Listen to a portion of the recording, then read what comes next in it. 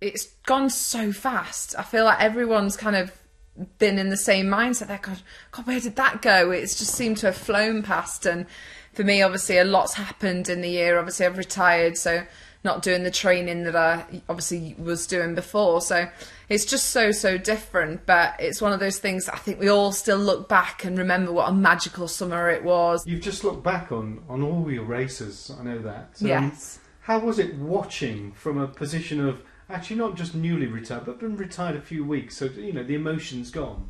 Yeah, definitely. It was so bizarre watching all my races back. It was amazing because I think when you watch it back as a swimmer, you're constantly critiquing yourself. You're constantly going, oh, well, I should have done that better. You're trying to watch your opponents. You kind of look at it from a completely different angle, whereas because I now watched it and when I was retired, it was amazing just to let myself go and just enjoy the race. And it was amazing to watch it. It made me a little bit emotional because it was just kind of like, oh my God, how much has happened just in the space of kind of 10, 12 years that I've been doing it.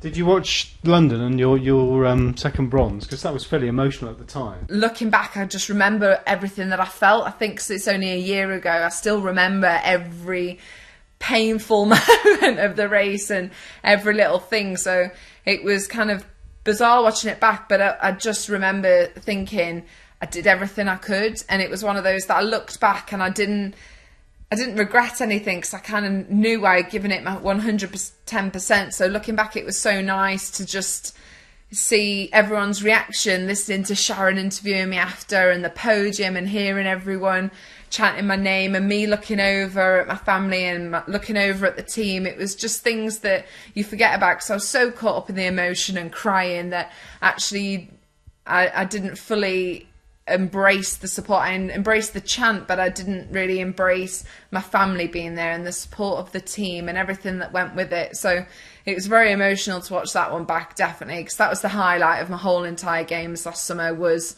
the podium and hearing all them people chanting my name. It was just a moment that I think is probably the highlight of my whole entire career. It was an unbelievable moment, and unbelievably heartwarming, that still makes me kind of get goosebumps thinking about it now. More so than winning gold?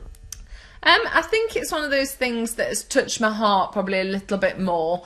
I think obviously when I won, I was so it was an amazing, incredible moment, and probably the best feeling I've ever got, and the proudest I've ever been. But London, the podium was just so heartwarming. Like it I don't know, it affected me more in that way because it was just, it changed everything. I was just kind of like, oh my God, the fact that I have got this, I couldn't believe it. I didn't realise how much support I had, and just everyone was there. And I don't know, I think you build something up in your head that, oh God, if you don't win gold, everyone's going to be disappointed in you and etc. But that totally changed. That in actual fact, the only person disappointed in that race was myself. But you've moved too, you as you said, you've got engaged to Harry. Yeah. You've retired, you've moved house, you're living in the Manchester area now. Yeah. So it's been a dramatic few months, like aside from the swimming side of things. It has. I can't believe how much has changed. That just looking back, moved up an hour and a half away, moved up to Stockport, got engaged, retired, new career paths. I think legacy is a difficult subject for people to talk about, as I think people want to see it happening straight away, which I don't think is the case. I think for me, what's going to be a nice touchy moment is in 10, 15 years, seeing somebody that's either come out of a pool or come out of the velodrome or somewhere and having their interview going, oh, I was inspired by London, it got me into sport. And that is, I think, what legacy's about. And then people that are kind of the kids in school nowadays. And I think obviously the pools and everything, the facilities that were in London, they've obviously opened and want to reuse again, which is brilliant, and that will obviously help to the legacy. But I also think athletes have a responsibility as well, because we're the ones that hopefully have been role models, and we're hopefully the people that can encourage more and more people. So for me, I like going to schools, I like doing things like that, because seeing the kids' faces light up and seeing them have a spark or a passion for something is amazing to see.